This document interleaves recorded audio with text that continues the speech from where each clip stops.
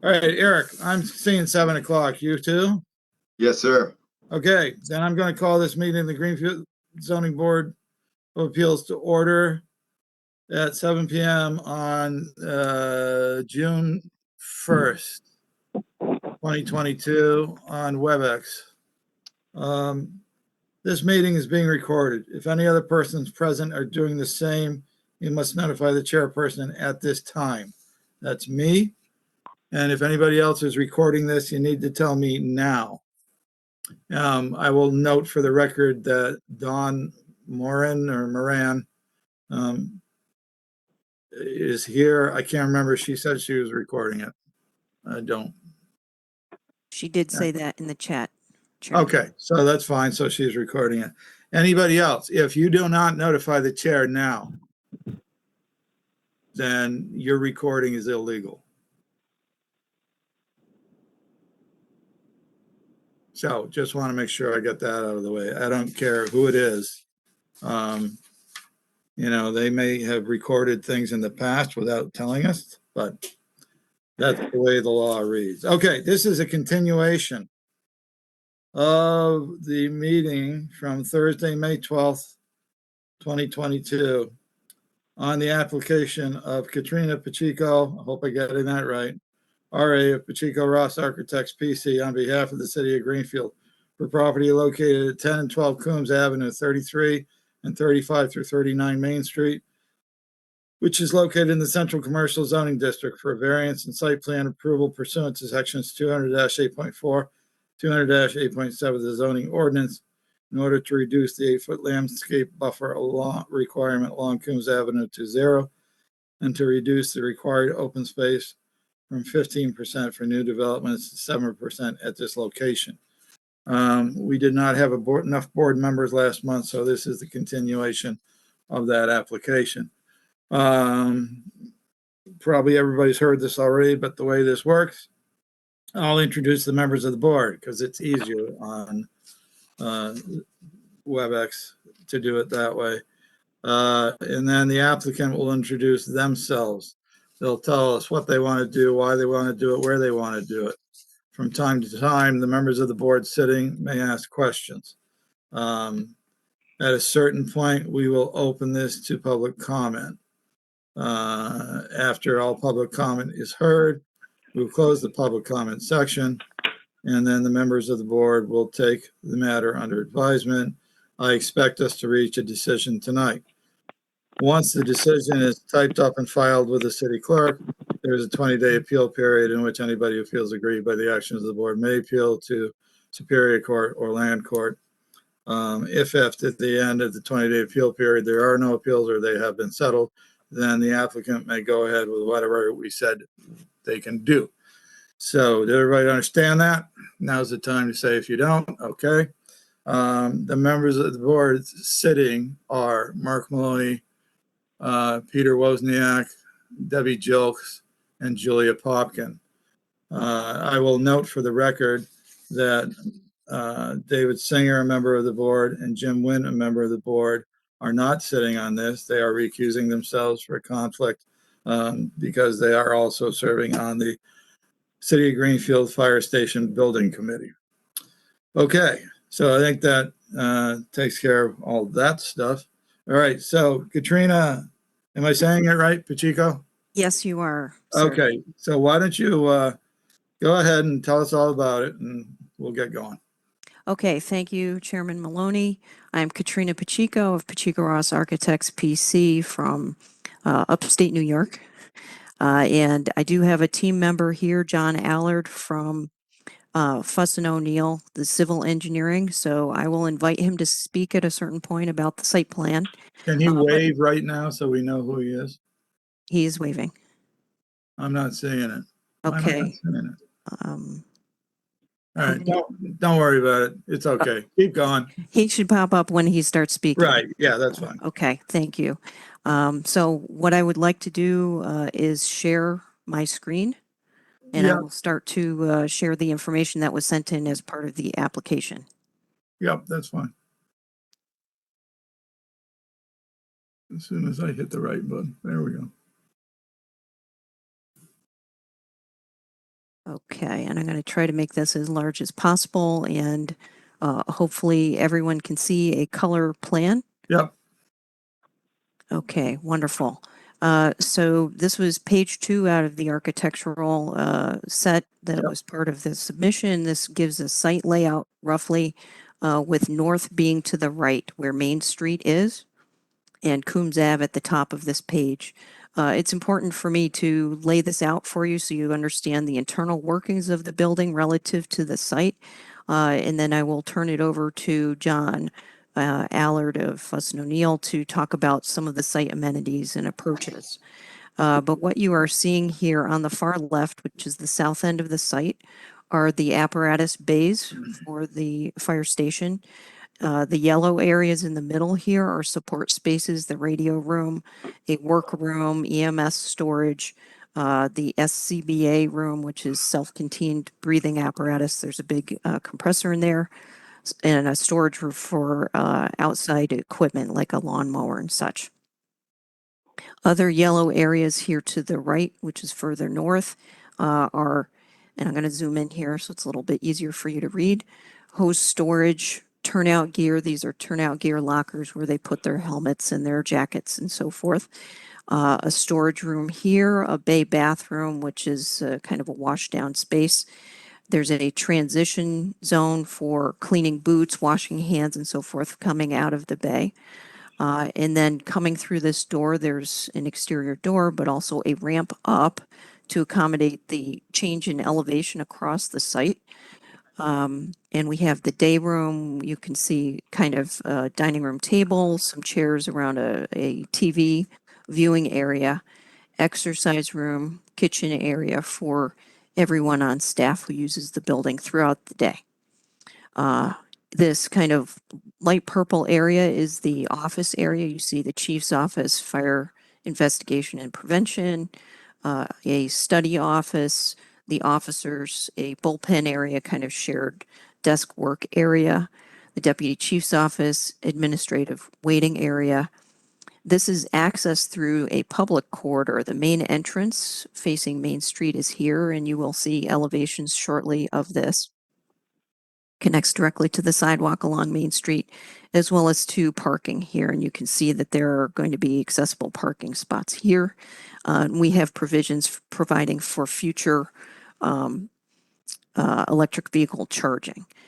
But this front public entrance, which leads people towards a conference room, and then a large meeting training room and a museum space. This is where public would come in. They'd buzz to the secretary, who would either come out and let them in and escort them to this waiting area, or they would buzz them in and they can walk down here coming in that door.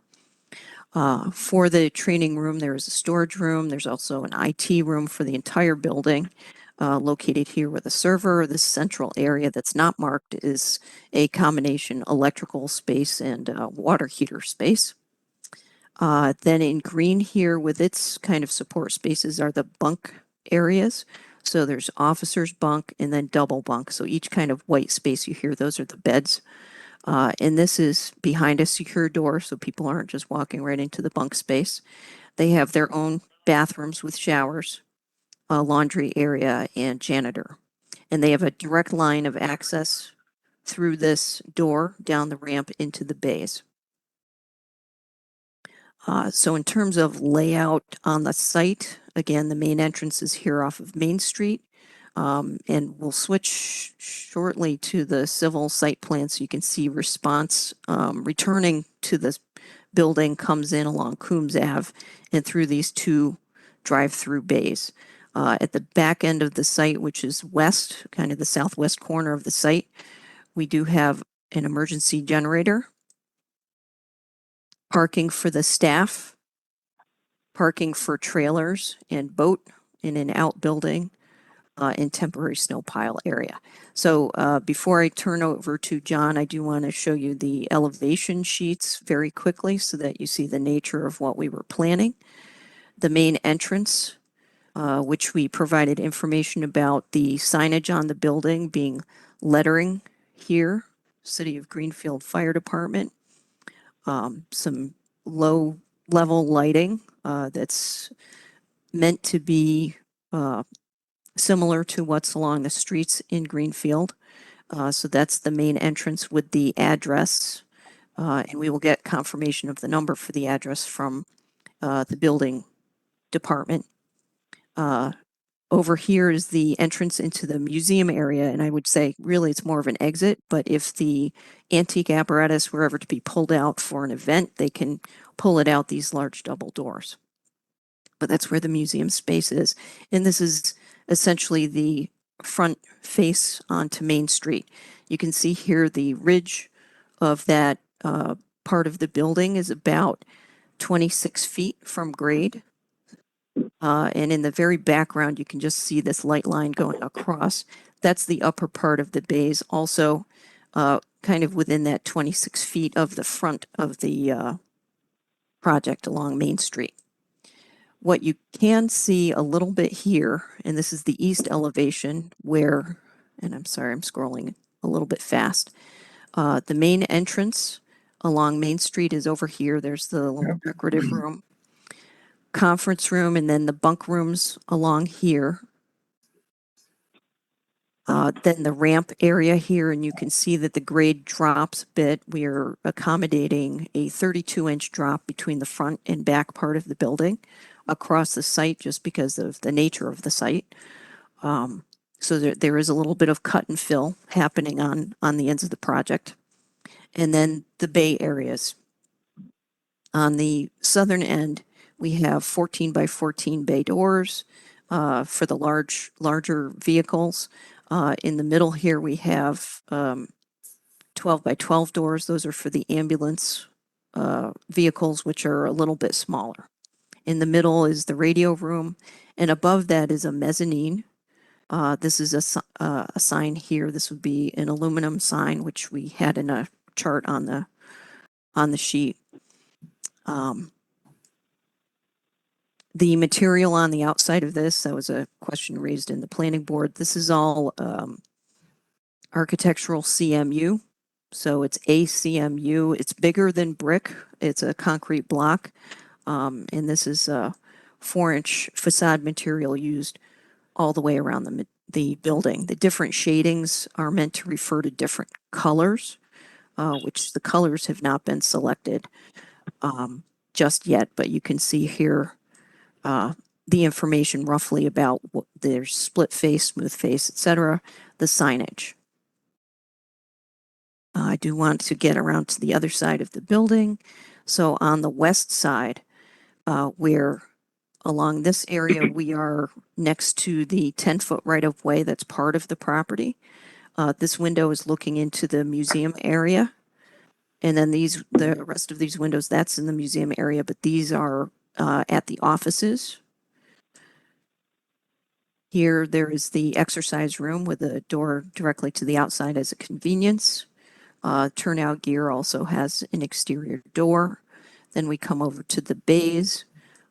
This is the back of the ambulance bays. This is the outdoor storage room, and then the drive-through bays with a man door there. So again, the mezzanine, which is about halfway up here, is encompassed by that space. Is there any storage in the mezzanine? It's open, yes, and it is considered storage. So let me go back to, oh, it's not in this plan. It's okay. It's not really cogent, but just wondering. Sure, yes, it's open, and I know you're not seeing it here, but it's above all of these rooms that are yellow in the middle. Right. And there's a stair up to it. Okay. So it faces the apparatus floor? Yes, it's open on both sides to Yep. that space. Yep. Okay. Correct. And just Mr. as Chairman? Yep. Who's talking? Oh, Peter. Yep. Yeah, Peter. Katrina, could you kind of, as you're going through your presentation about the museum space, and explain the request being brought forward to us in terms of that aspect of the design? Okay, I will address that in a moment. I did want to show the first page, which shows a rendering of what we were thinking of in terms of The color certainly shows the shape that you've just seen in the elevations and so forth. And this is looking from Main Street kind of to the southwest.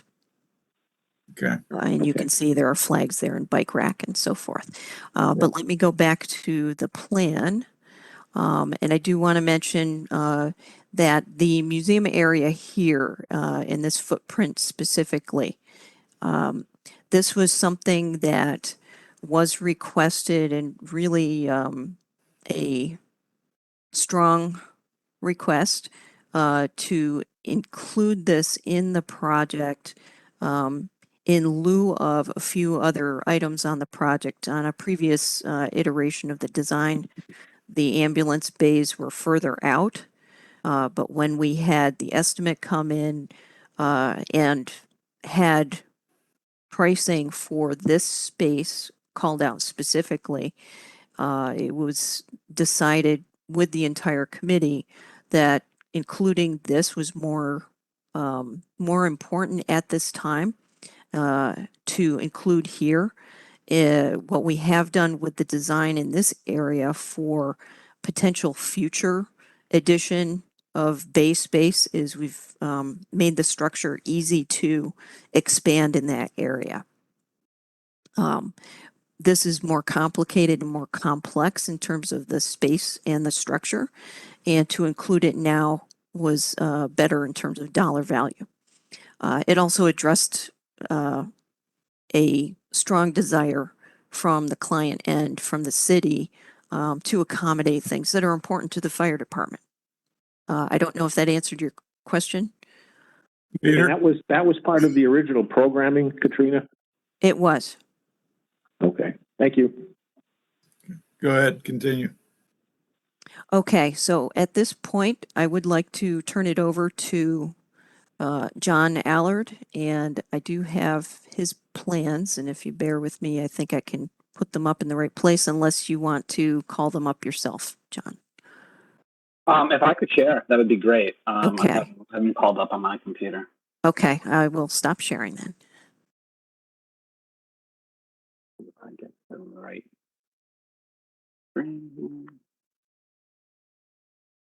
All right. I've pulled up an aerial image just to kind of locate us in the site. I apologize. I've flipped us around a little bit. We have Main Street up to the north, and here's Coombs Avenue. The parcel we are looking at, this is before some demolition occurred, but there was some buildings, greenhouses, a residential building in the back. Our parcel is the L shaped here around. What it currently looks like today is pretty much a raised field here. There is some remnants of some concrete walkways, and yeah, that's what the site looks like today. So I'll pull up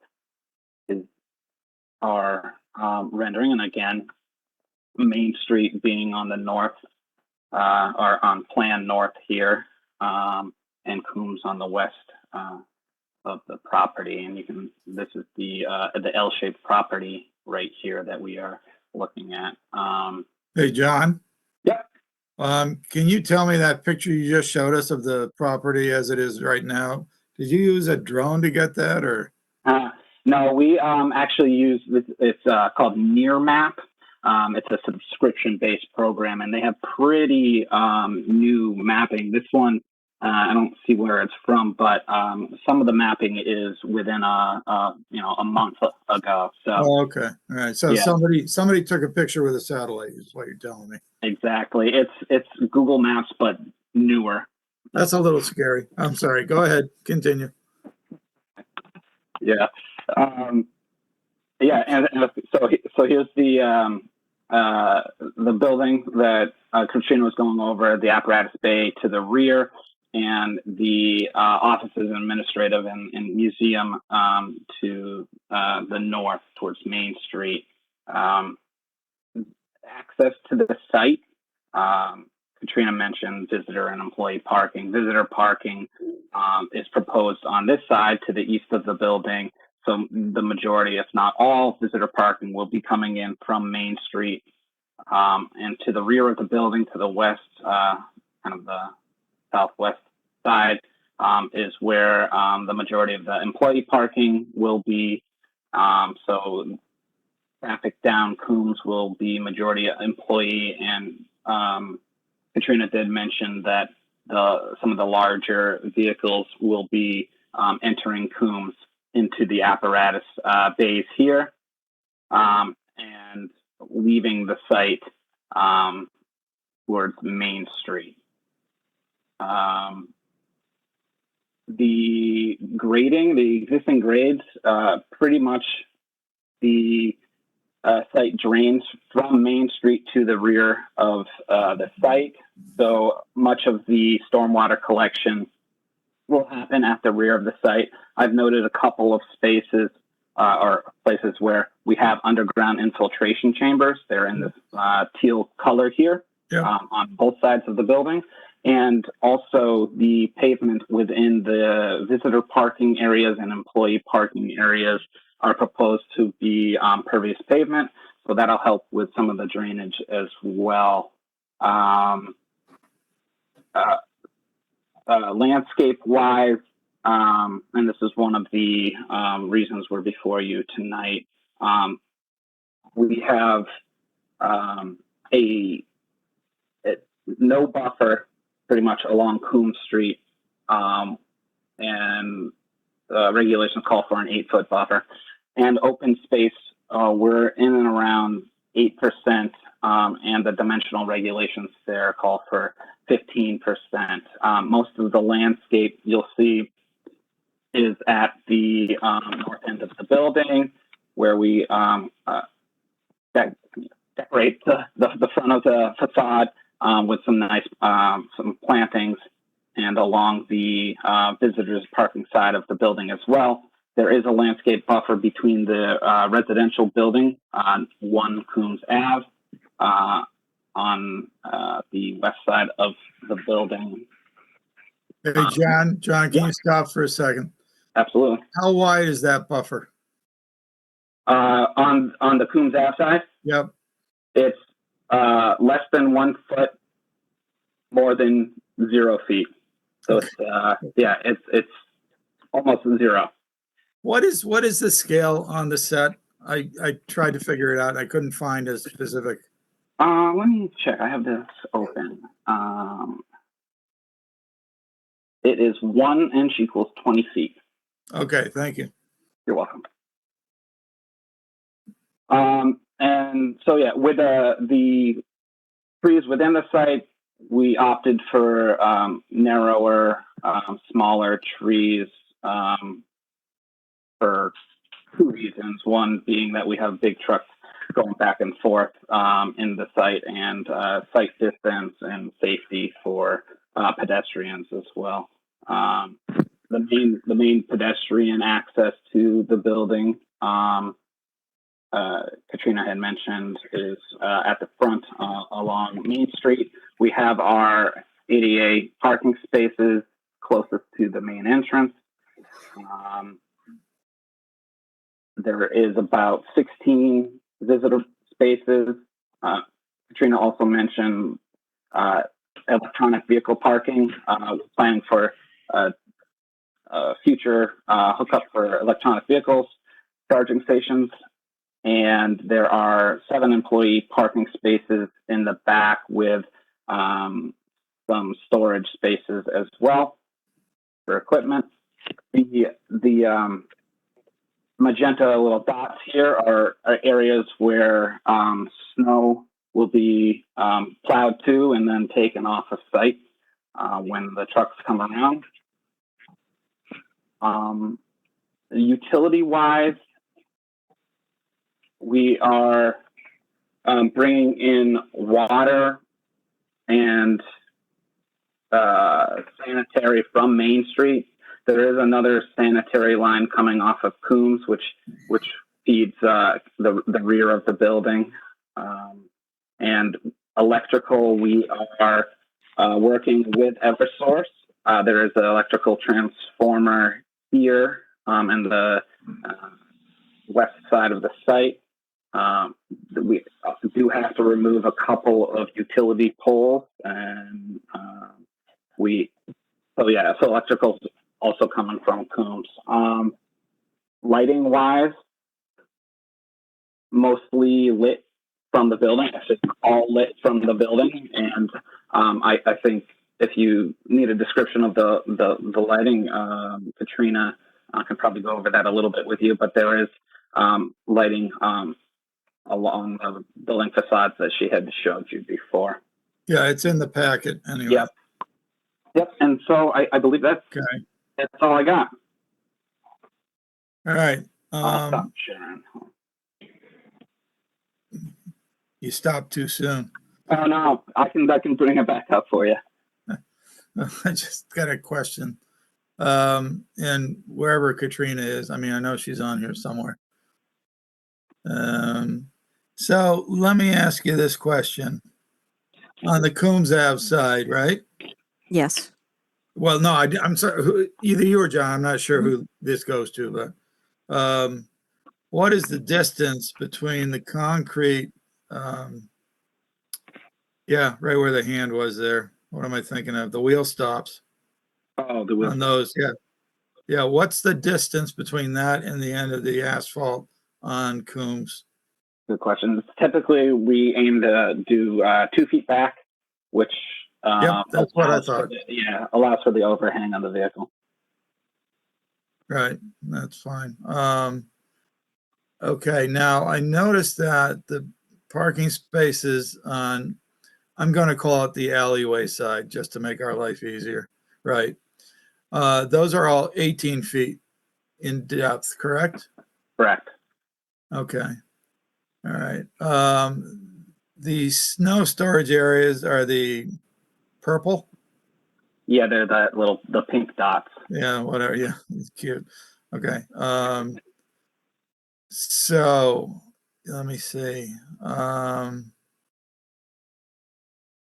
Okay. Oh, so right now I got to talk to Katrina for a second. Something I forgot to mention before. Are you there? Yes, I I am. mean, I know you're here. Okay. So I meant to say this at the beginning, but we wanted to get the presentation going anyways. Sure. So this is a board of 5. In Massachusetts state law requires any applicant to get a supermajority of 4. We can only sit 4 at this meeting because it's our issue and not yours. We give you the choice to proceed with this or not, up to you, but just wanted to make that. So you need 4 positive votes for anything that we say tonight. You understand that? Yes.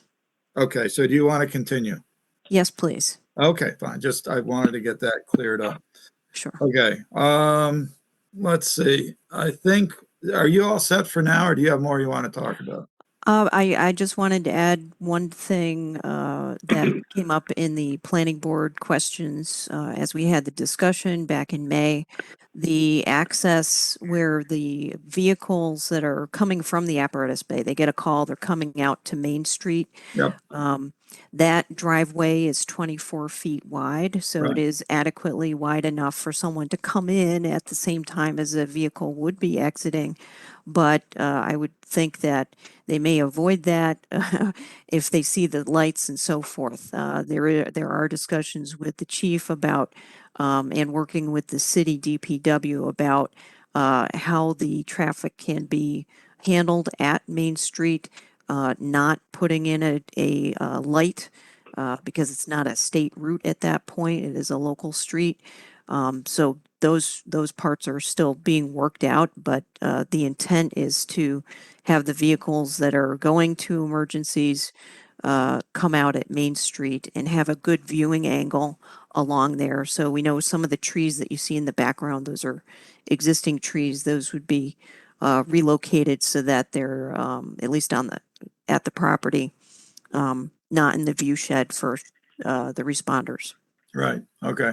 Yeah, no, I think we understand that. It's without question kind of a tight site. But is the chief on?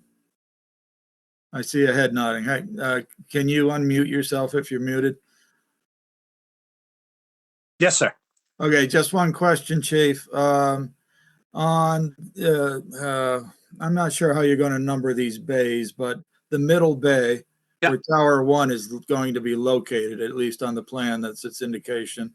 So that turning radius is, what is it, 12 feet? More than 12 feet?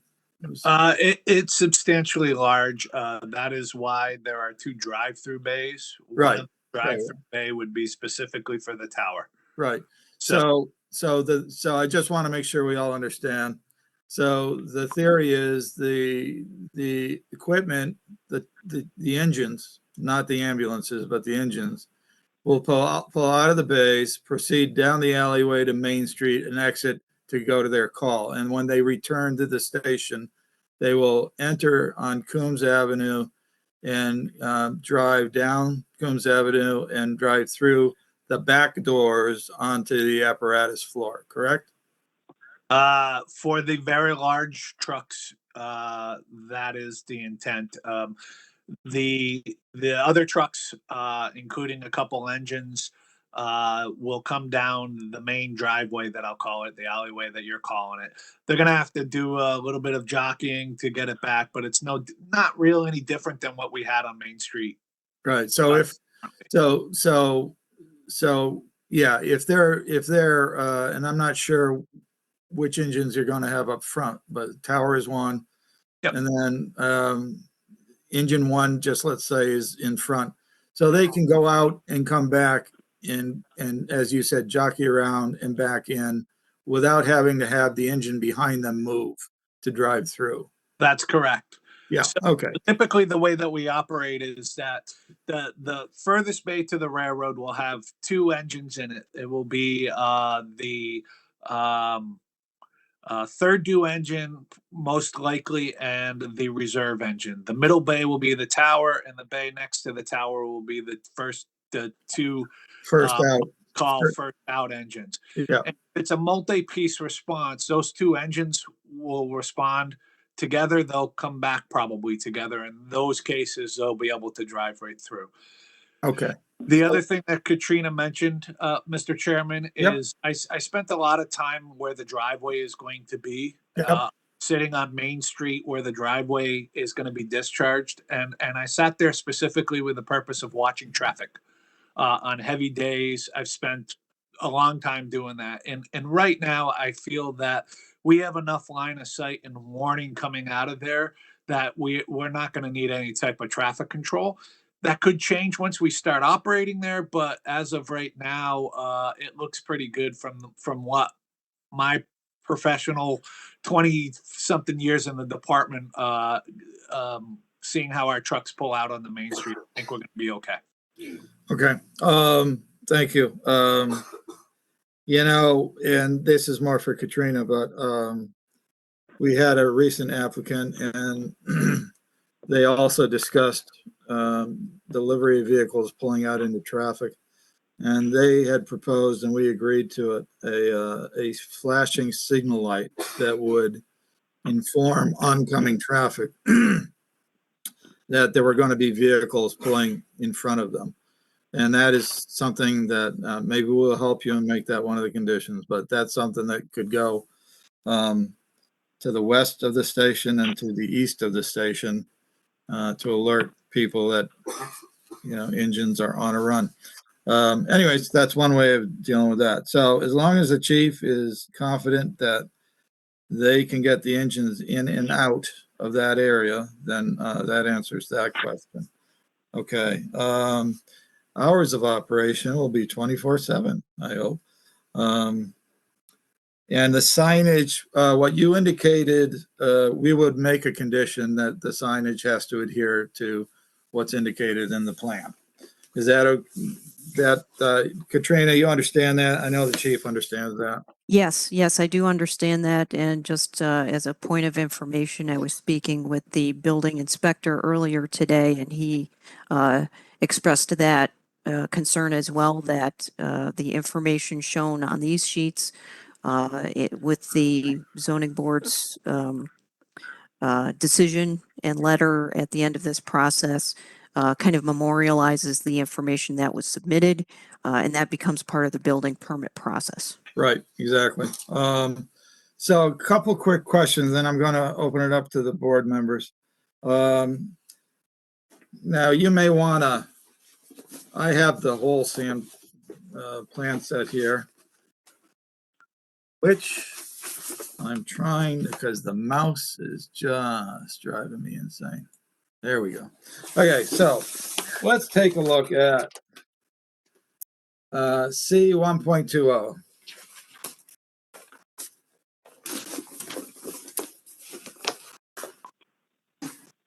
Because again, we're going to try to help you guys solve the issues that brought you to us here.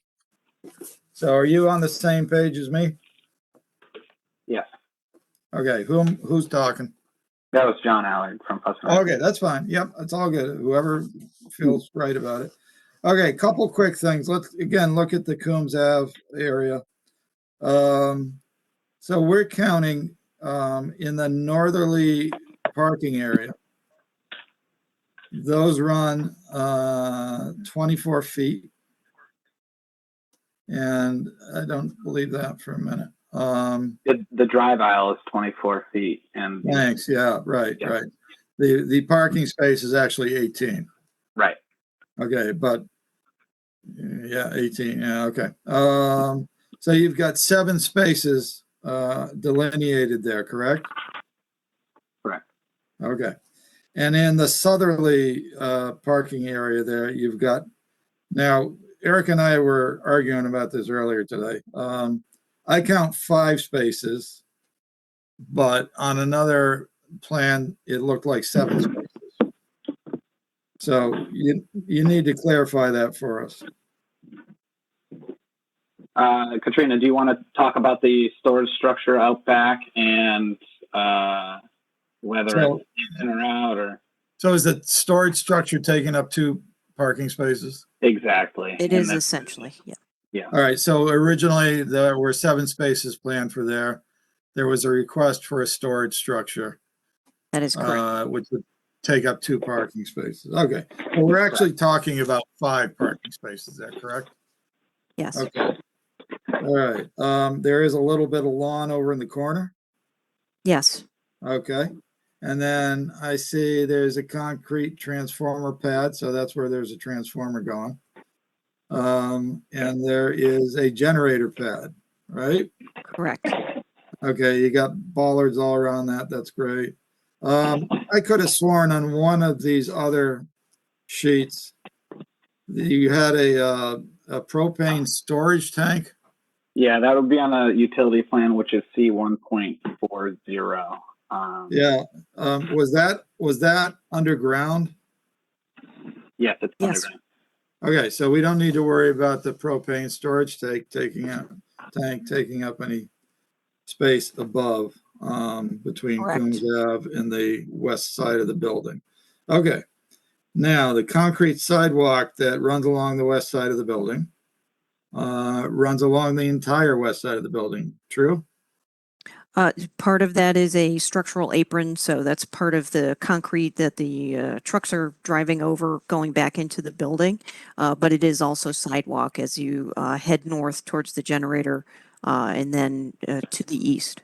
Right, and then as you head further north along the building, Mhm. up to the front of the building, it continues there, correct? It's not completely concrete there. At that point, it is the asphalt that is part of the 10-foot right-of-way that we are holding clear. And some of the asphalt there you can see is shaded because it's going to be dug up and then replaced. Okay, got it. All right, who owns the right of way?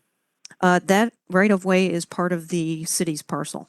It is, okay, so that's Yes. fine. All right, got it. All right, from what we could see on the plan set and your information provided, all the exterior lighting are basically wall packs, correct?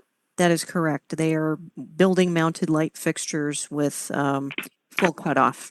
Okay, yeah, and so again, I didn't see a photometric page in here, but I'm going to assume you understand you don't want any light off the property. That is right? correct. Yeah, no, okay. So I guess one of the things I'm thinking about is we might be able to add a little open space back by having some low bushes planted between the concrete wheel stops and the boundary line along Coombs Ave for those 4 parking spaces. Those are 9-foot wide parking spaces, so a total of 36 feet by 2 feet, say, or maybe a foot. But anyways, that would decrease the amount of reduction you're looking for in open space. A technical question, and I think I was able to decipher it from the plans, but basically the rainwater runoff will be contained on site. Yes, there's a couple. And then those tanks, I just want to ask because I think they're the ones I'm thinking of. Those tanks release it slowly over time, right? Yeah, they'll capture it in a little, almost like a little tunnel, a little dome, and infiltrate over time. Okay, and how big are those tanks? How much will they hold, I guess is the question. I don't know quite offhand how much they will hold, but what I can tell you, and I'm scrolling to the details of them, each unit is about 52 inches wide by about 30 inches high. And if I go back to our grading and drainage plan real quick, I believe Yeah, so count of how many are in there. short answer is not that much. Hey, John, I can give an approximate answer on that. This is Dan Delaney from Fuss & O'Neill. I work with John. Yep. The chambers themselves hold roughly 75 cubic feet per unit. And these are surrounded by stone and do infiltrate because the soils are really good. So from a calculation standpoint, we end up using about 110 per unit, I believe. I'd have to, I'm just going off the top of my head. Yeah. So it's about about 800 gallons. Okay, so that's fine. Yeah. And so there's 32 units on the west side and then 16 units on the east side. Okay, all right. That's fine. Again, we're just trying to make sure we understand everything reasonably well. Okay, the Washington, yeah, that's fine. Is somebody calling me? No, somebody's just talking amongst themselves. That's fine. That's okay. Okay, one other question here, and then I'll go down the board. And we'll come back to more of these, but you got, I'm counting 15 parking spaces on the east side of the building. And those, I assume, and you've already said those are for, I don't want to say guests, but visitors, and those are not staff parking spaces, correct? Correct. Those would be for visitor. Right. So I guess my question is, since at the old station, we may do with 2, there was the chief space and then there was 2. I guess, why do you need 15? That's my question. Okay, I'll try to answer this, John and Dan, but if you have a little more insight to add, I would appreciate it. Yep, that's fine. The anticipation was at some point there will be more visitors to the site. We also looked at the city requirements for a business kind of occupation of the site and wanted to provide as much as made sense. I could say that perhaps losing a few of those spaces might make sense to add to the green area. I would defer to John and Dan if they have anything to add. I think we were aiming to accommodate not only visitor, but employee as well. If the 7 spaces are enough for employee, then anything more than the 7 spaces, they would need to park out in the visitor spaces. So I think we can accommodate for kind of an expansion of, I don't know how to say it, but Yeah, I like think- more employee spaces. And I would ask the chief to also give a little bit of input here as well. Usually it's oh, sorry, Chief, go ahead. Yeah, we cannot afford to lose any of those parking spaces out front. We currently are most heavy staff days. We have 7 firefighters on duty. That means at roll call, there could be 14 cars that need to park there. And then during normal days, there are administrative cars on top that would need locations. So I would strongly recommend, if at all possible, to keep all of those parking spaces because we are going to need them. Sure. I mean, that's one of the things with applicants before us. They pretty much want what they want. We have 12 parking spaces out back. And by out back, I'm calling between Coombs Ave and the west wall of the building. Am I not reading that right? That looks correct to me. Okay, so it's not 7, it's 12. Okay, so we just want to make sure that we have our numbers correct. So if we lost 2 spaces on the east side of the building, that would give us 18 feet by 18 feet, which is, somebody who's good at math, tell me what that is. It's like 250 square feet of more open space, which would, as opposed to going from 15% to 0, would maybe get us halfway. So let's give some thought to that as we go along. But for now, that's all I got. So I'm going to, we're going to go down the board and have everybody ask their first questions, and then we're going to read our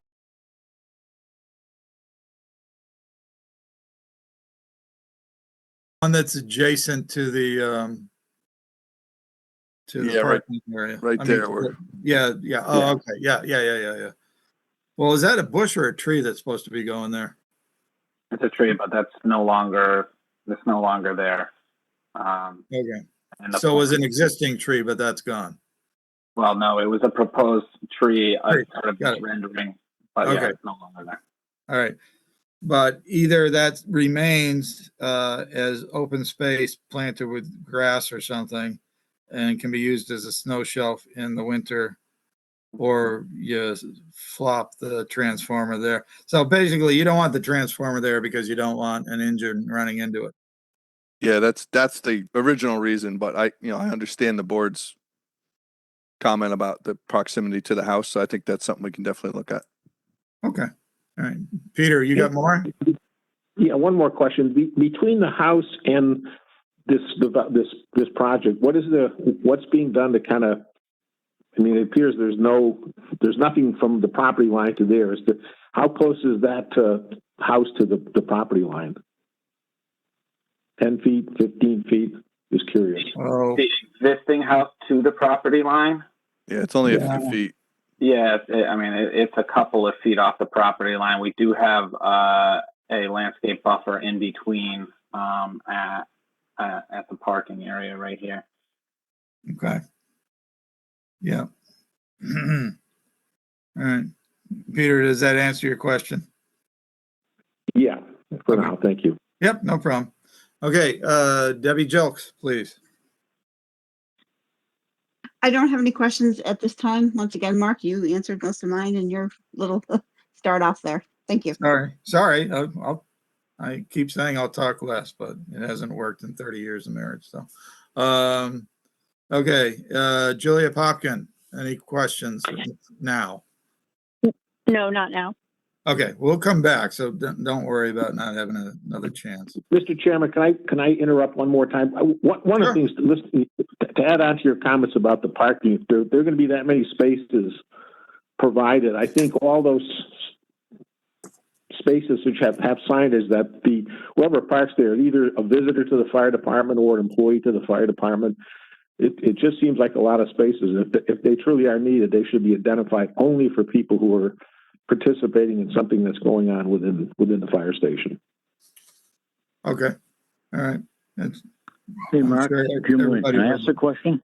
I'm sorry, who? Jim Wynn, can I ask a question? Of me, you can ask a question. No, this is either John or Katrina. Um,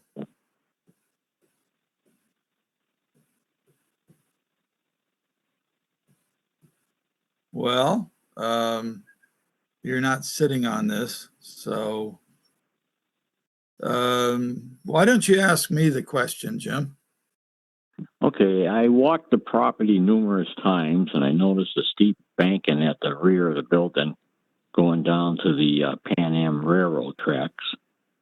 And I noticed that Cartelli has had problems in the past and they ended up putting a fence across their property because of people coming up from the encampments on the other side of the tracks. And I can't remember looking at the plans if there was a fence being proposed across the back end of the property where the steep drop off is. My And- only question. You know, Jim, that's a great question because I was going to ask that. I just hadn't gotten to it yet. But yeah, we're gonna talk about that right now, as a matter of fact. So Katrina, John, or I'm sorry, Dan? Is it Dan? Dan? Yep. I believe there is a barrier there, but this thing is not really wieldy. I can speak to that. So there's I see where there's a timber guardrail along the southern end of the building, where the parking spaces are.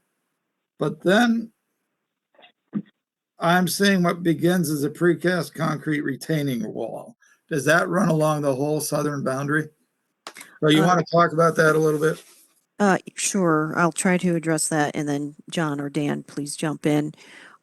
With the neighboring property being so close, and the change in grade, if we are not allowed to do anything on the adjacent parcel, like slope the grade away gently, we would need to put in a retaining wall just because of the change in grade.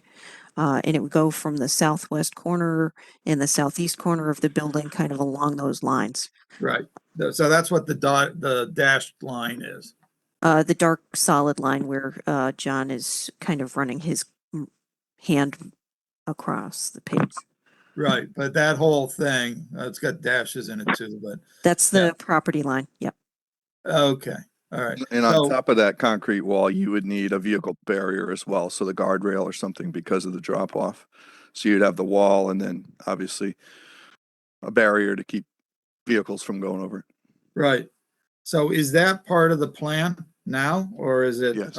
need to be a condition? It's part of the plan now. One of the things that we, and I don't know that I'm the appropriate person to speak about this, but the adjacent parcel property, if we were allowed to, either by the owner or by purchase of that property by the city, allowed to grade more gently, then that retaining wall would go away.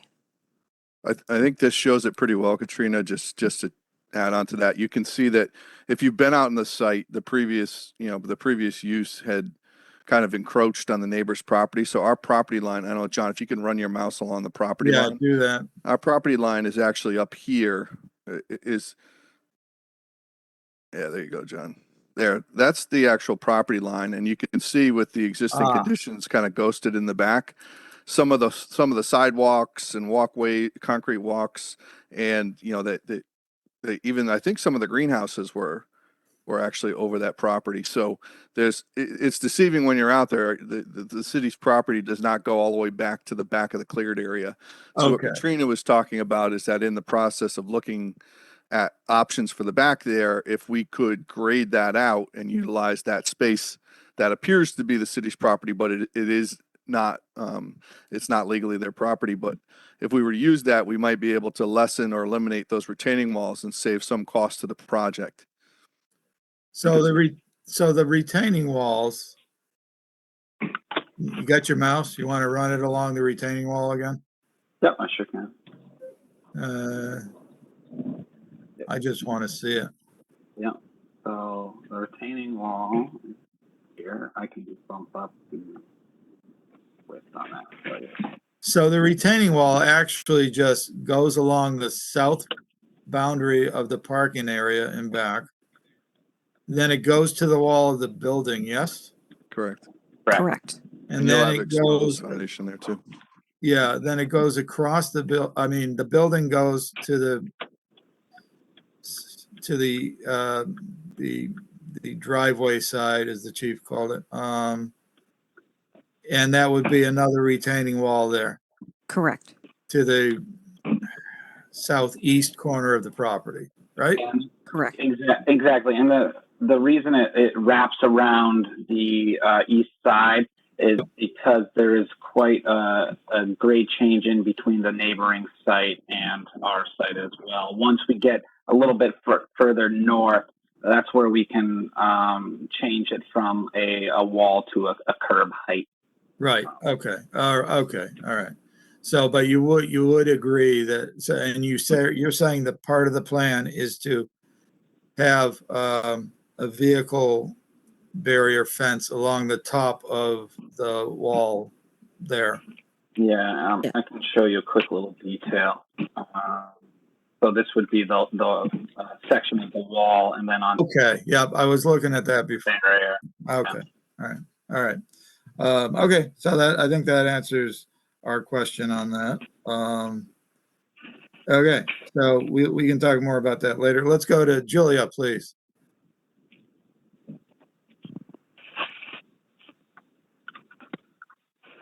Julia?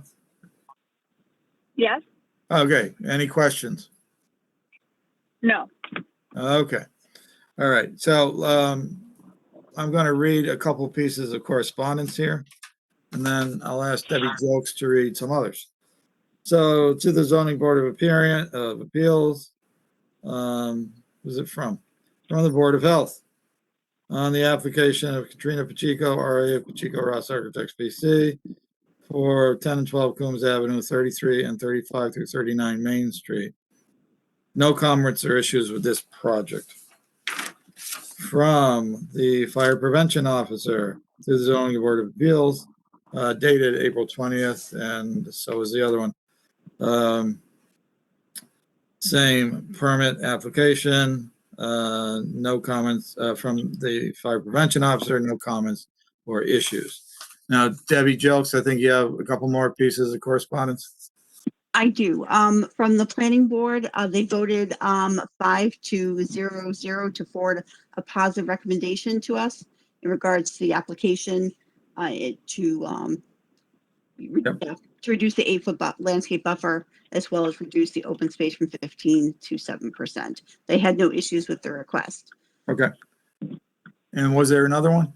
Yep, there's one from Alan in regards to it, and this one is a little bit longer. So in regards to the application, let's see here. So they have Department of Public Works has reviewed the proposed site plan and variance application. And so sewer service.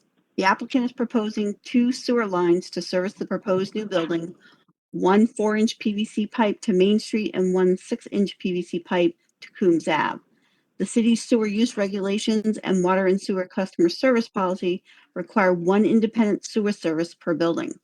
1 6-inch PVC sewer service to Coombs Ave is recommended unless there's an overriding need for the proposed line to Main Street. The additional line is acceptable if this is the only way to get gravity flow from all parts of the building. In regards to drainage, no connection to the city's stormwater system is being proposed. The applicant is proposing several catch basins throughout the site connected to the water quality treatment structures or directly to a subsurface infiltration system. The water quality treatment structures are connected to subsurface infiltration system number 1, which has an overflow at the rear of the property. Subsurface infiltration system number 2 does not appear to have an overflow. An overflow is recommended for extreme rain events. And last 2 things, water details.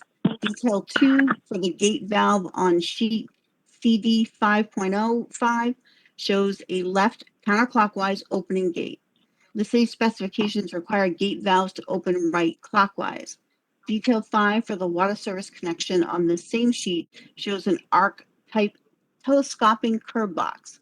The city specifications require 2 section curb boxes of the sliding type with an arch type bottom section. And the required permits from the DPW are excavation/trench permit, an access permit, non-residential sewer connection permit, and non-residential water connection permit. Okay. Okay, and you already read off the fire prevention officer? Yep. That's it. And the That's Board of everything Health. I've got. Okay. All right, good. Let me see.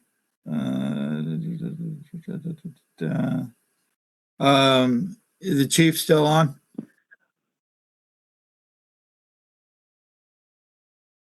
I'm not seeing him. I am, sir. Okay, quick question. I meant to ask it before. So the exit bay doors onto the east driveway, the most northerly doors, the smaller doors for those are both for ambulance, correct? They are big enough for the engines, although they're tight, but yes, they're designed specifically for our smaller vehicles. Right. So I'm guessing, and we were talking about this earlier. So I'm guessing they're to the north because they don't need as big a turning radius, correct? That is correct. That is correct. Okay. All right. Oh, I had this question while we're still up in that area of the building. There's a door that accesses from the parking area right there. The next entry into the building north of the northerly bay door.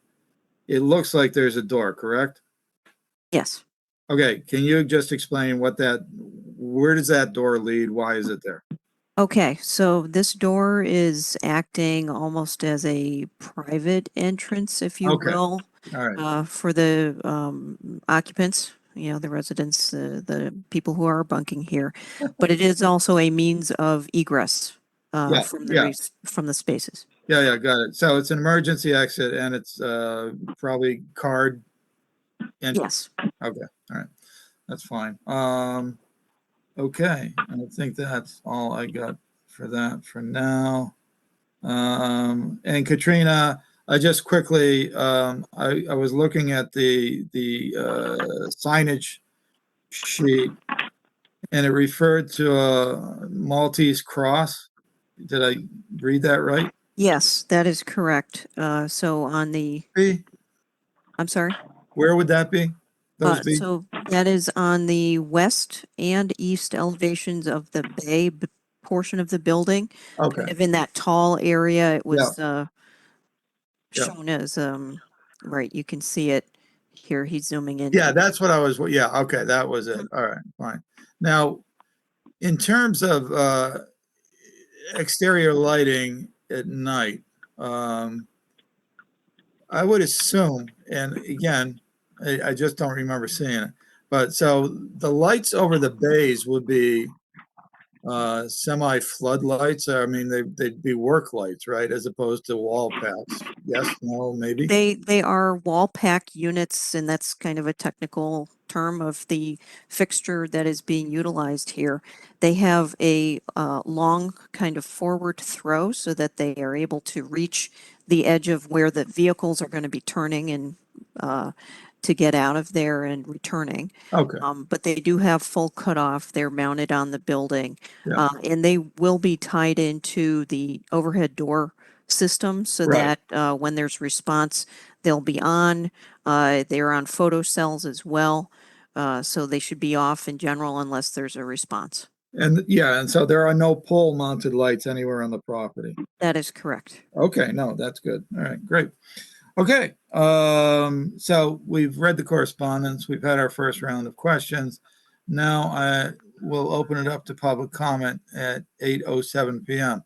If you want to make a comment on this application, now is the time. All we need is your name and address to do so. So, public comment, anybody?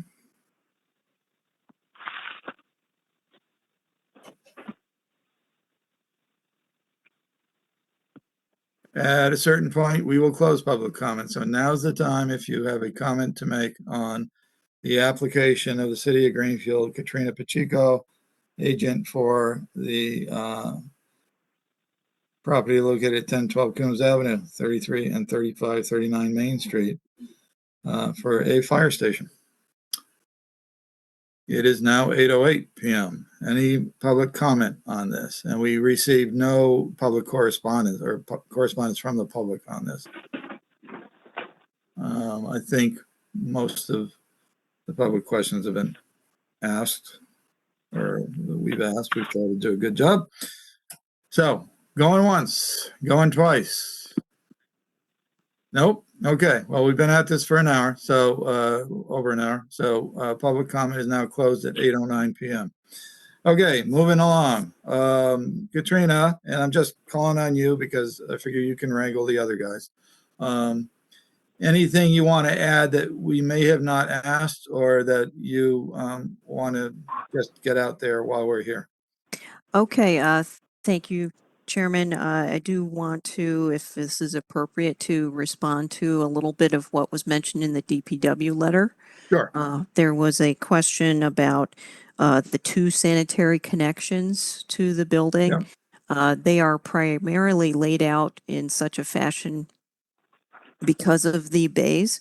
There is an oil water separator to the west Right. that is capturing all of the kind of water and possible oil and grit contamination in the building in that area and heading west to Coombs. And that is the larger connection. The remaining connection that's heading towards Main Street is really to capture all of the more domestic, if you Residential. will. Yes. Correct, the office areas, the bunk areas, and the like. So that was the intent there without overloading the oil water separator on the west side. Okay. Okay, so in terms of what the engineering supervisor said in his letter, can you accommodate that or not?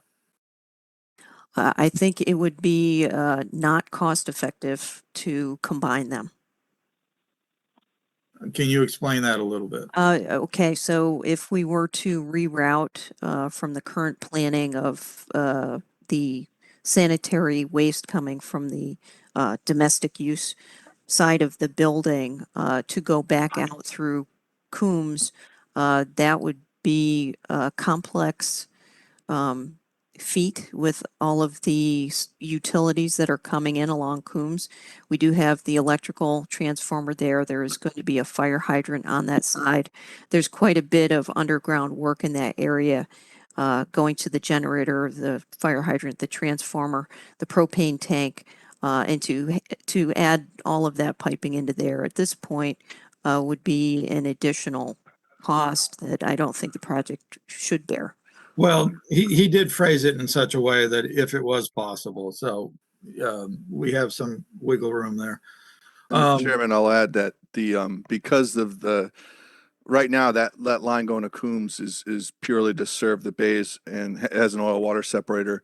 We would have to run the pipe in parallel that Katrina is explaining because that's sanitary, that's waste piping, and we wouldn't be able to combine them till we were out in the parking lot. So it would be in addition to the distance, which we haven't looked at the inverts, it would be a couple 100 feet of additional piping.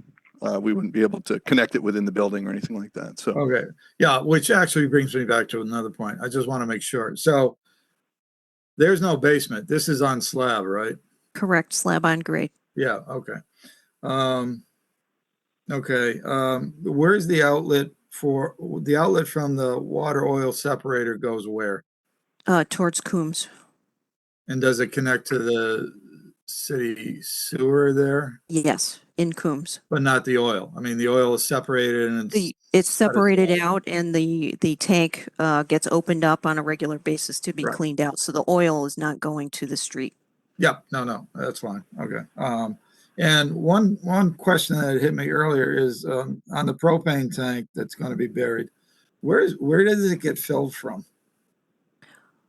My understanding, and Dan or John, if you can correct me if I get this wrong, my understanding, it gets filled from the top through Okay. an access structure in the paved area.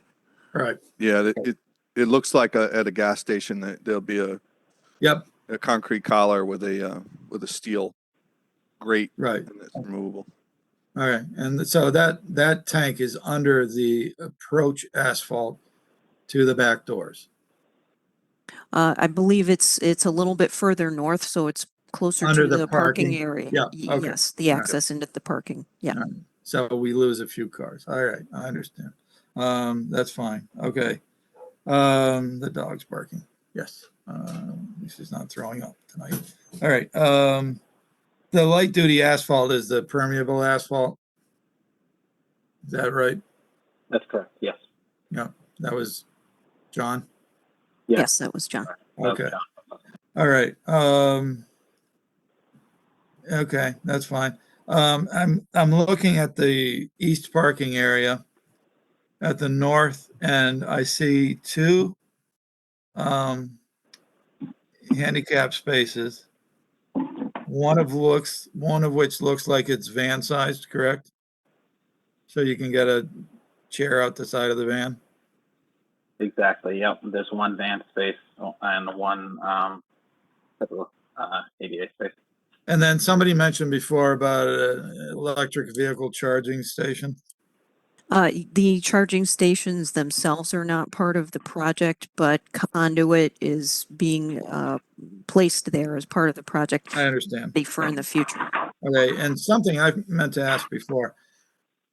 It's not your responsibility to show it on these plans, but are there parking spaces directly? I mean, I know there were, but are there parking spaces on Main Street directly in front of the building?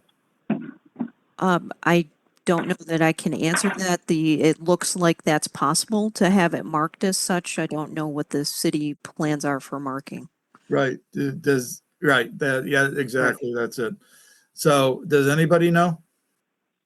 Because I'm counting 1, 2, 3, 4, 5. I don't know if there might be 5 or 6 before you start impinging on the engine exit. But Eric, do we have any info on that?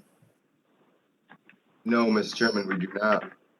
Okay, it's not completely germane, but it was a question that I had, so that's fine. Like I said, not your responsibility to tell us that. Okay. All right.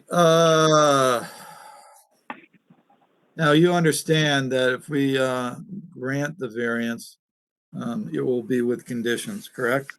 Yes. Okay. And that once that's in, that's it. That's what you got to work with. So this is also serving as, oh, there we go. This is also serving as site plan review, which just goes on and on. Okay. Let me ask you some questions. Well, you know what? First, I'm going to open it up to the board for any further questions on the specific proposal. Why don't we do that? So, Peter Wozniak. Just to reiterate what I had before, Mark, but I have no additional questions. On the transformer pad, correct? Yeah, the transformer and possible marking for all these parking spaces. It just seems like there's a lot. If those are for the fire department visitors, et cetera, they should be signified as such. Right. Oh, I did have a question, which Peter just prompted my brain to work.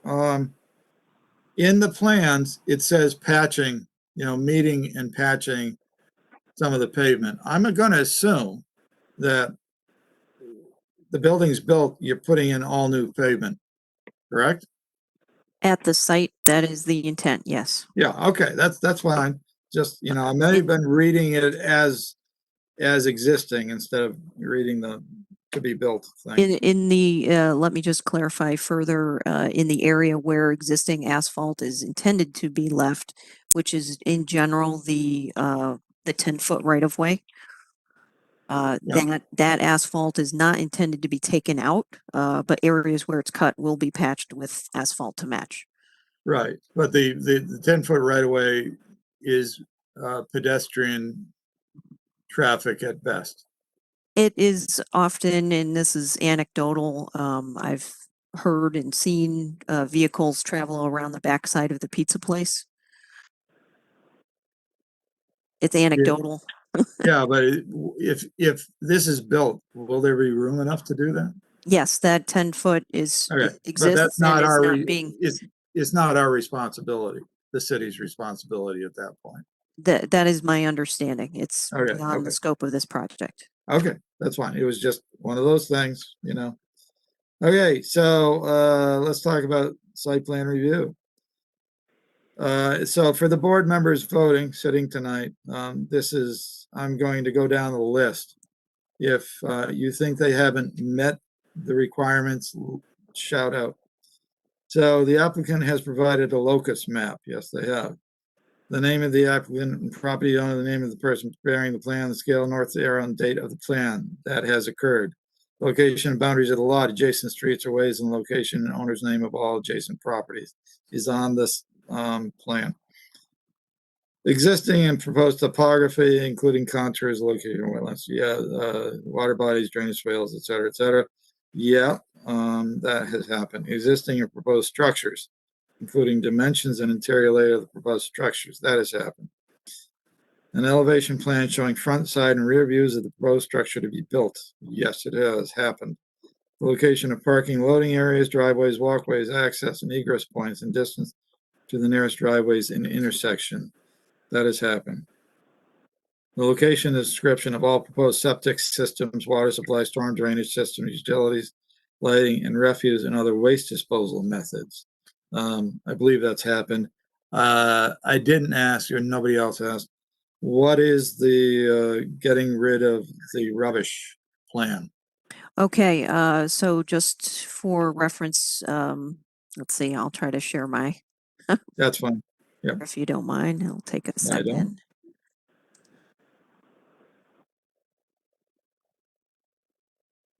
Okay, so hopefully you can see this in the color plan. When we zoom in here, so here's the 10-foot right of way on the west side of the building. Right. The trash and recycling is essentially the residential style bins that are on rollers that are, people come from the building, put their stuff in those, and those are collected by the city, I believe. Yep. No, that's fine. That's Yep. the area. No, and it was there. I saw it. I just didn't remember. Okay. Waste disposal methods. Okay. Proposed landscape features, which is actually why we're talking to you tonight, including location, description, screening, fencing, plantings, that has been done. Location, dimension, height, and characteristics of proposed signs, that has been done. Location, description, and percentage of proposed open space or recreations, yes, that has been done. Base snow removal plan, yes. Handicap parking access, yes. Bicycle parking. Seriously? Jesus. Okay, yep, that has been done. Location description of all existing and proposed exterior storage. Yeah, that has been done, but let me ask you, it's a sticking point. The proposed storage building at the south end of the west side parking area, right? That is not proposed anymore. That's part of the plan. Is that correct? The outbuilding Yeah. to which you refer Yep. is going to be an alternate in the bid documents. So if it is affordable, that is something that is planned to be there. Okay, but we don't know that yet, so we're going with it as 2 potential parking spaces. Yes. Okay, the location description of all existing and proposed easements, yes, that has been done. Measures to prevent pollution of surface and groundwater, increase runoff changes in groundwater levels and flooding, yes, that has been done. Design features which will integrate the proposed development into the existing landscape, maintain neighborhood character, enhance aesthetic assets, and screen objectionable features from neighbors and roadways. That's been done. Control measures to prevent erosion and sedimentation during and after, yes, construction, the sequence of grading, construction activities, location, temporary control measures, and final stabilization of the site. That has been done. Estimated average daily and peak hour vehicle trips to be generated by the site and traffic flow patterns for both vehicles and pedestrians, showing adequate access to and from the site and adequate circulation within the site. I would say most of that has been done. The daily and peak hour vehicle trips, kind of depends on what's going on in terms of calls for service. But I don't think it meets any thresholds that we have in the zoning laws here. So, Eric, you want to talk to me about that? Yes, it doesn't reach any threshold for major development review. Yep, that's what I thought. So, Yep. Okay, so we're good on that. That has been done. Okay, which brings us to the guidelines. Okay, this is central commercial, and a fire station is allowed in central commercial. They're asking for relief by a variance, which we never give, for the open space consideration and what was the other thing? The, I think the buffer on the west side along Coombs. Right. Right. So, anyways, use of landscaping established buffers between incompatible land use and screen unsightly features. They're making an attempt to do that. Provision of open spaces and pedestrian amenities available to the public. All right. For a fire station, yeah, it passes that. Arrangements of access points, service roads, driveways, parking areas, lighting, and pedestrian walkways in a manner which maximizes the convenience and safety of pedestrian and vehicular movement within the site and in relation to adjacent ways. Yep, it's a fire station. Ease of access, travel, and on-site movement for fire and police equipment and other emergency services for public safety. Yes. Revisions for underground placement of utilities. Yes.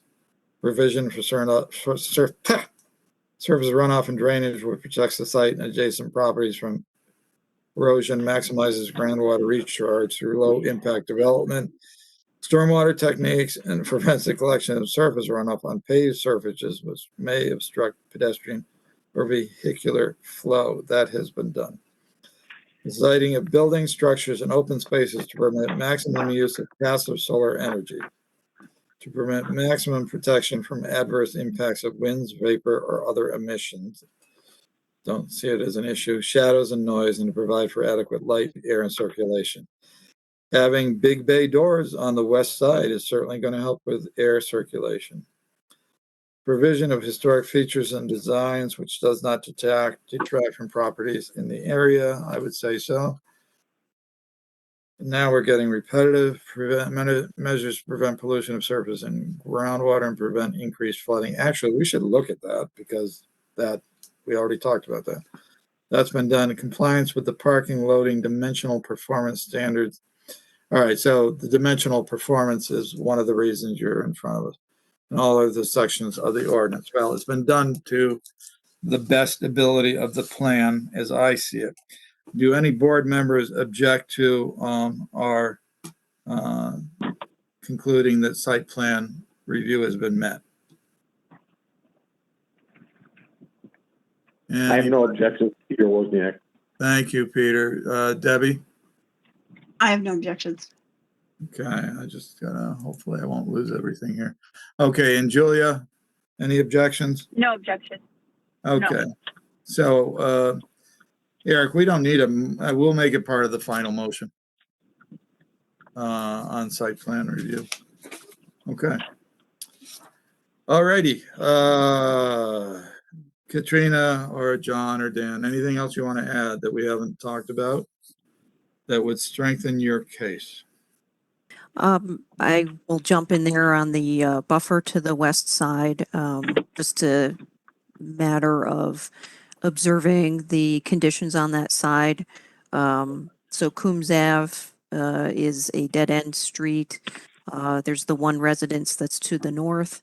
So the parking that for the spaces where the buffer we're asking for a reduction, those are shining into the adjacent parcel, kind of over a retaining wall down to the Ford dealership on the adjacent parcel. So there are no residences there that this is shining into, that the lights of cars parked there would be shining into. And as John mentioned before, the kind of location of the wheel stop is so that the car overhang is within the 18 feet of the length of the parking spot.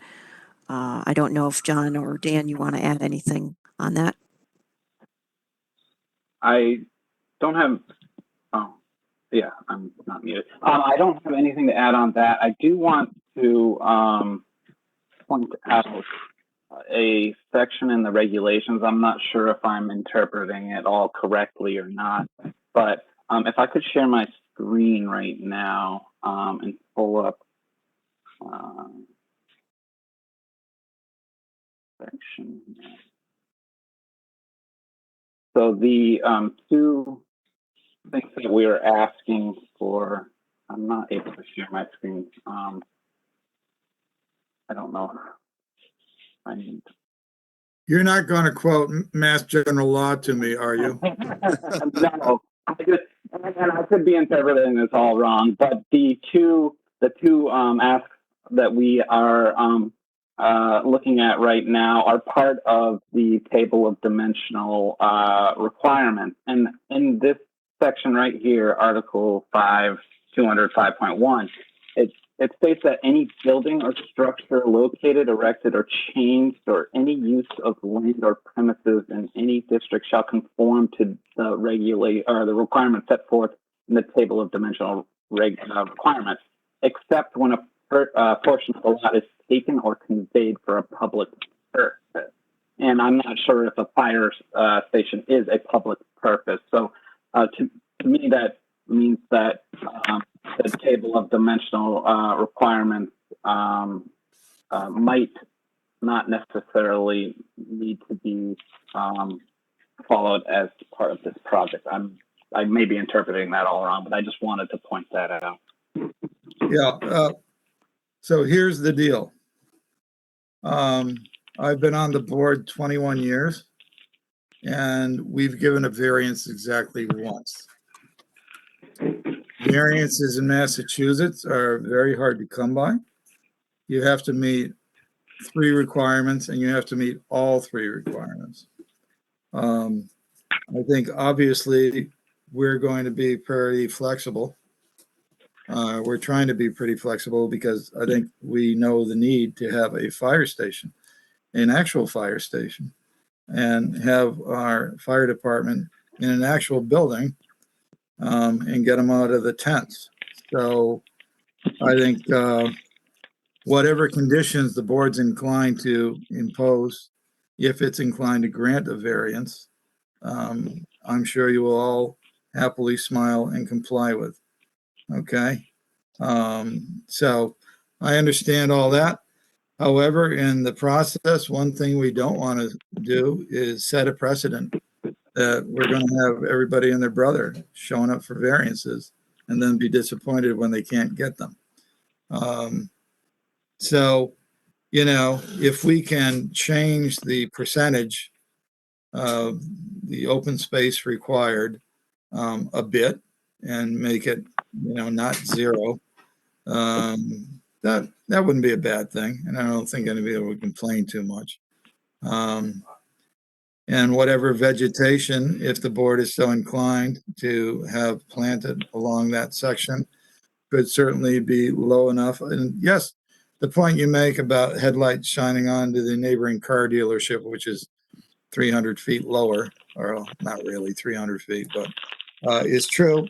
However, in any new project, especially one that the city owns and is responsible for, yeah, make it look as nice as it can get. You know, if we can do that through a small alteration, that's not a bad thing. So I think that's kind of I think that's about what we have in terms of stuff. And the fact that we're considering giving a variance for this is a plus for you guys. So I'm sure everybody's happy about that. Whoever's phone is ringing, you might want to mute. Okay. All right. So, Katrina and the folks are all set, I think. And if you're not, feel free to, wave your hand or yell out, speak out. I think we're coming to a conclusion here. No, I do want to thank everyone for sticking it out. I know it's been a long session, but it's important for the project, and I do appreciate the offers to help us mitigate what we are requesting. No, that's fine. And this is nothing. I mean, we've gone at 2 a.m. before, so those have been particularly long sessions, but this is easy for us. So before we get to our discussion part, anybody else on the board have questions for the applicants? Now's the time. Yeah, Yep, Peter, go ahead. I'm looking again at that the parking lot for employee parking, and that's real close to the building. And maybe this is more directed at the chief, but when the shift change takes, because you just want to make sure that whoever's going to be leaving or running their car, they leave as quickly as possible. Because again, that house, when I went to the site, there's windows on that side of the building, and there's nothing being done in terms of mitigating any kind of noise or impact on that building. So I can tell you that those parking spaces that are going to be provided on that side of the building are going to be the shift parking spaces. The shifts are 24-hour shifts, so they begin and end at 8 o'clock in the morning. And so the majority of cars that will be parked there will be parked from 8 o'clock in the morning to the following morning at 8 o'clock.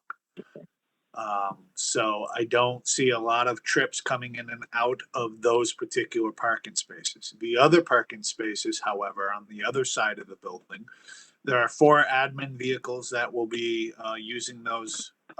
There's 5 admin staff, 4 of them department marked vehicles that will be in those parking spaces, usually Monday through Friday.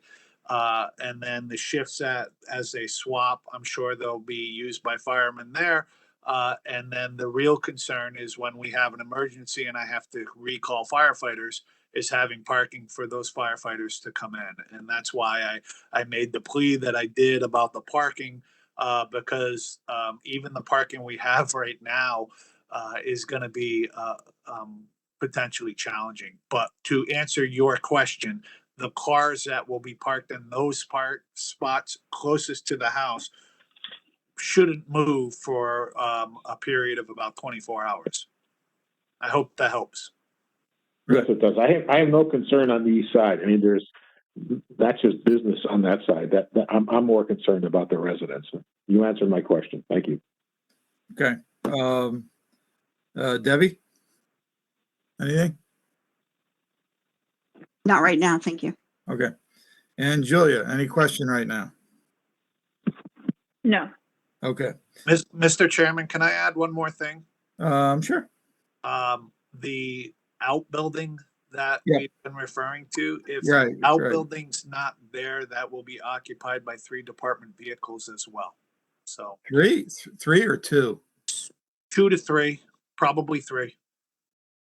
Well, let me ask you this. So the outbuilding is a storage building, right? In your thinking, right? It's going to be a minimum of a 2-car garage with storage. Yes. Okay. So when you're talking about department vehicles, you're talking about the Kubota, the trailer with the Kubota, and our utility, which is just a straight pickup truck, is most likely the 2 vehicles that are going to be out there. If it's a heated building, it could be our brush truck that has a tank of water, needs to be heated and whatnot. But I just wanted to point that out in regards to parking as well. Right, which is why those spaces are longer. They're 25 feet as opposed to the 18 feet. Okay. That's correct. that makes sense. All right, that's fine. And and this is maybe for the chief or Katrina, maybe for you. Those lights in the front by the doors, the wall lights in the front by the doors. You mentioned before they would sort of mirror the street lights that are along Main Street, or so. In the documentation, when I was reading, I was thinking, so are there going to be some red lights out front? I would defer to the chief if he wants to have one or several of those red, but they are intended to not just be decorative. Sorry, Right, but they are also lighting where those doors are open and right, people are right. walking in and out. Sure. I'm just thinking at night, it's sort of at the police station. They got a blue frame around their, just something that signals, oh, police blue, fire red. That's all. It's just a question. It's not going to make it a condition or anything like that. Just wondering. All right. Okay. Okay. So last chance for everybody. I think we've hit everything we need to hit. Does anybody on the board have anything else they want to add for a question for the applicants? If not, we're going to wrap up that part. I'm seeing nothing. Peter's good. Julia's good. Okay. So you guys hang around. We're going to move on to our discussion and decision, which we will get to right quick. Okay. Wish I had more room. Wish I had an office like the chief. Just kidding. I've known the chief a long time. He knows when I'm kidding. All right. So this is the discussion and the decision on the application of Katrina Pacheco, RA, Pacheco Ross Architects, PC, on behalf of the city of Greenfield, property located at 1012 Coombs Avenue, 33 and 35 through 39 Main Street, which is located in Central Commercial Zoning District for a variance and site plan approval pursuant to sections 200-8.4 and 200-8.7 of the zoning ordinance in order to reduce the 8-foot landscape buffer requirement along Coombs Ave to 0 and to reduce the required open space from 15% for new development to 7% at this location. I'll go first because I got the microphone. No, just kidding. So, like I said, 21 years, one variance, I think. This, all I will say is this kind of meets the requirements for a variance. I mean, if we're being generous, I'm not sure we couldn't have done this with a special permit app, but I think that's okay. The information provided has been all we would request and all that we need for site plan approval. The one condition, I would say, 3 conditions. One, as applied for in the variance. So yes, as the building inspector informed you, so everything that's in your application, those are your conditions. You mentioned previously color.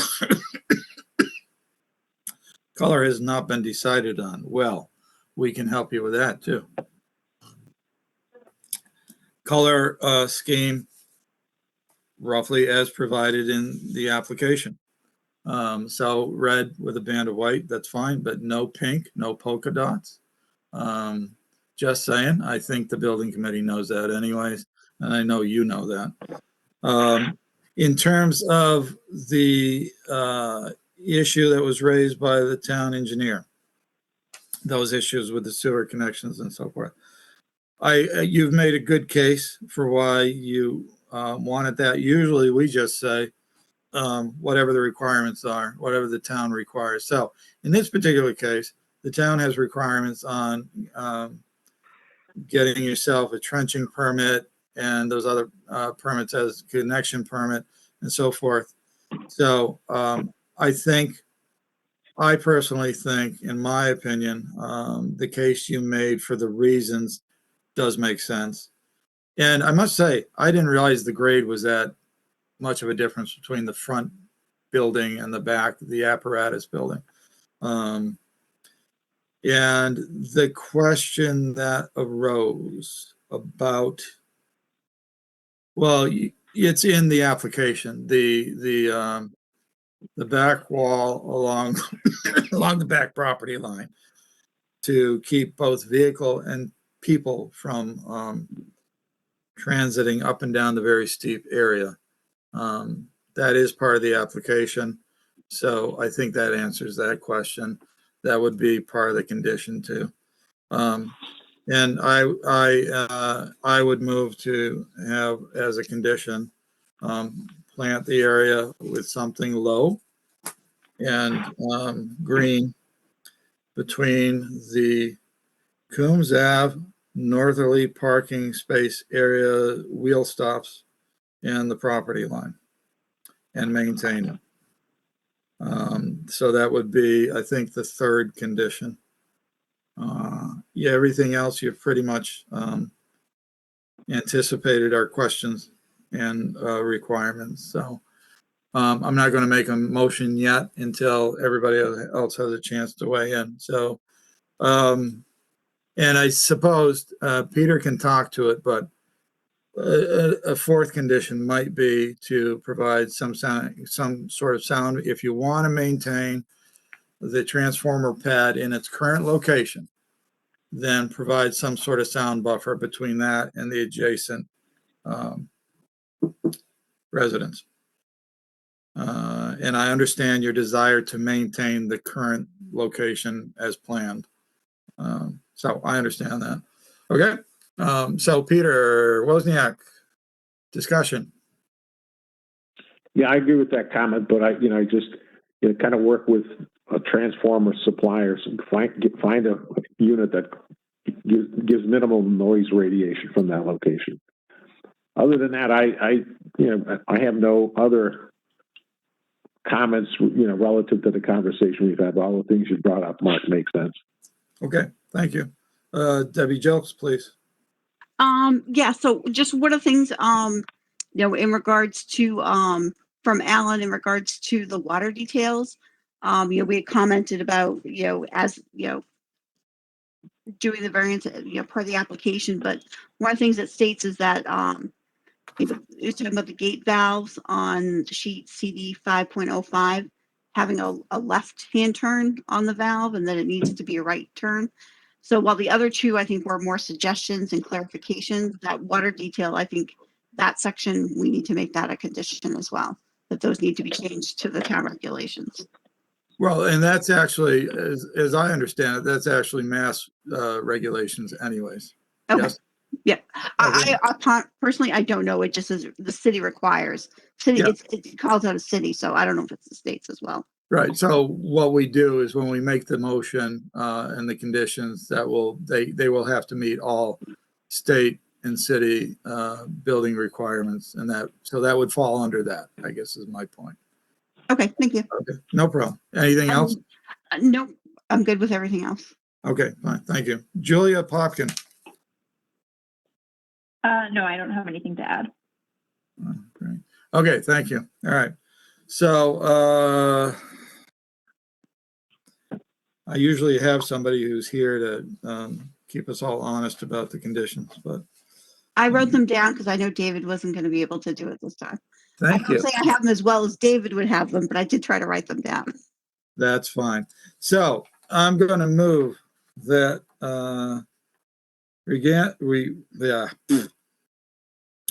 we grant the application of Katrina Pacheco, RA of Pacheco Ross Architects PC, on behalf of the city of Greenfield, property located at 10 and 12 Coombs Avenue, 33 and 35 through 39 Main Street, which is located in the Central Commercial Zoning District, for variance and site plan approval pursuant to sections 200-8.4 and 200-8.7 of the zoning ordinance, in order to reduce the 8-foot landscape buffer requirements along Coombs Avenue and to reduce the required open space from 15% for new development at this location with the following conditions. Okay? So, condition one, um, uh, the requirements as presented in the application package must be met with the following. What I do with the damn thing? Oh, there we go. With the following alterations.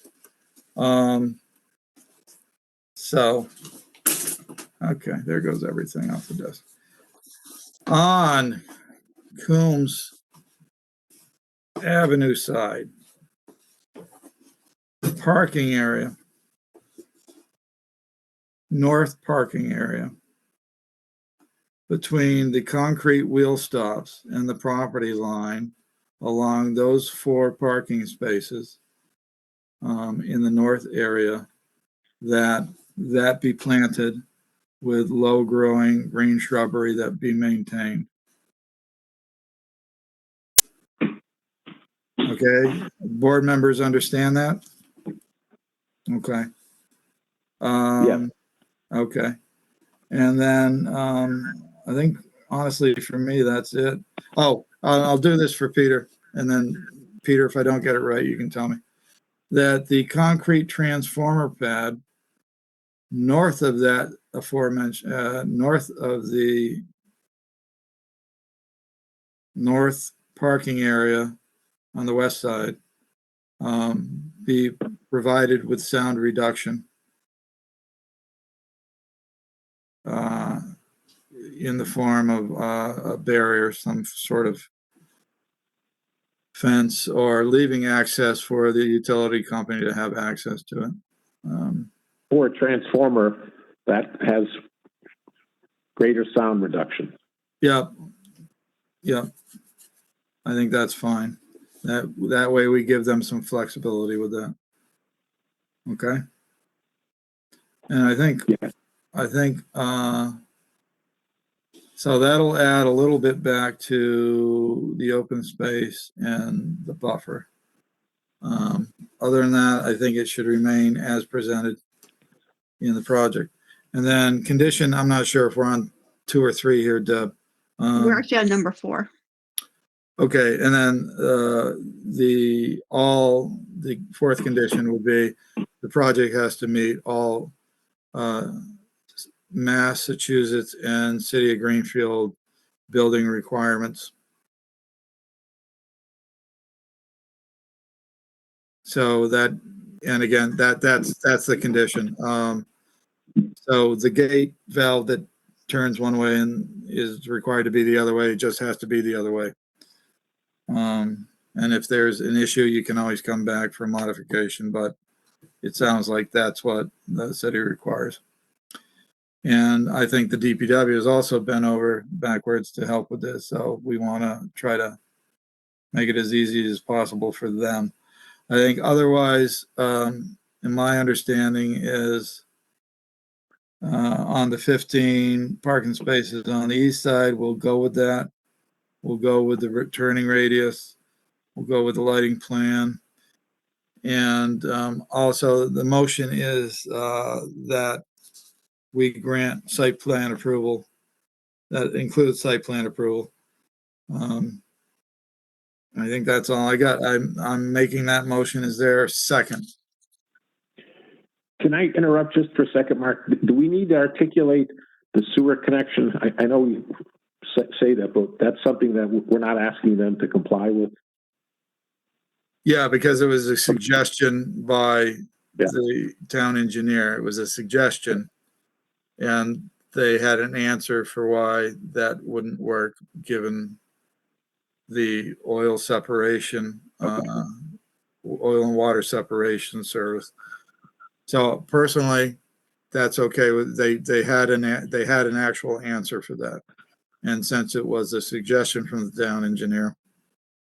Yeah, I mean, they actually called out, Peter, that, it was recommended unless there was an overriding need for the proposed line. And I think the explanation about having to separate out the oil And No, I fully the burdens are- understand we're what, gonna- yeah. what they're requiring, what they're suggesting is. Do we need to articulate that that it's clear that it was only a suggestion in the DPW's requirement and we're not requiring them to meet that? But if You know, that's okay. I see where you're going, Peter. Yeah, that's not a bad get that. idea. So let's make that condition number 5.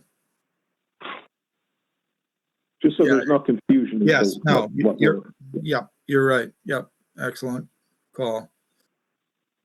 Mr. Chairman, can you state that condition clearly, please?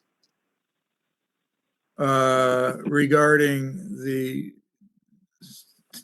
I keep saying town, regarding the city engineer's transmittal memo.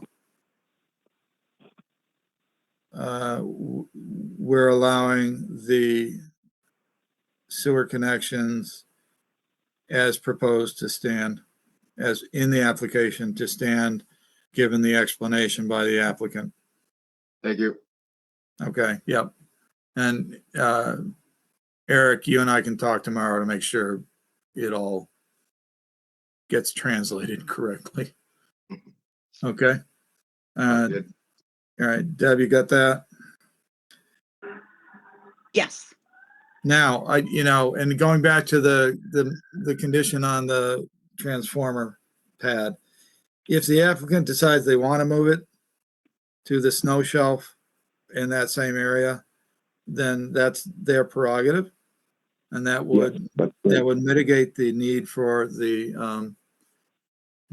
sound mitigation around the transformer next to the current residential structure. Okay. And, I think they need to be commended for no light poles, which also mitigates the light pole noise, which often has noise associated with the fixtures. So I think that's a good thing. And overall, the plan has been thorough and complete. And that's why I'm making the motion to grant the relief as with the conditions. So is there a second for my motion? Peter seconded. I'll second that. Okay, is there any further discussion from the board members? Let's see a hand or just chime in. Okay, so Deb, you're all ready to vote? I'm ready to vote. And Julia, you're ready to vote? Yes. Okay, so we have to do a roll call vote. So Maloney votes aye. Wozniak votes aye. Thank you. And Debbie? Debbie Jokes votes aye. Okay, and Julia Popkin. Julia Popkin votes yes. Okay. All right, so motion is passes and is declared a majority of 4. Okay. Which is unanimous for everybody who can sit tonight. Okay. All right. I think we're good. We're not doing any minutes tonight. For the board members, all the board members, remember we do have a meeting next Thursday night, which is June, I don't know, something. 9th. Thank you.